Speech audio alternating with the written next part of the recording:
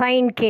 இப்போ இந்த மாதிரி continuous at X equal to ஜீரோனா left hand limit right hand limit டைரெக்டாக அப்ளை பண்ணுறது எஃப் ஆஃப் ஜீரோ எல்லாமே ஈக்குவலாக நம்மளே எடுத்துக்கலாம் அட் எக்ஸ் ஈக்குவல் டு ஜீரோன்னு கொடுத்துட்டனால.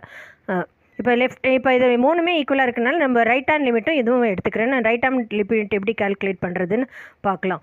Limit X tends to zero F of X equal to limit H tends to zero F of 0 + h. So இந்த எக்ஸ் இருக்கிற இடத்துல 0 + h சப்ஸ்டியூட் பண்ணோம்.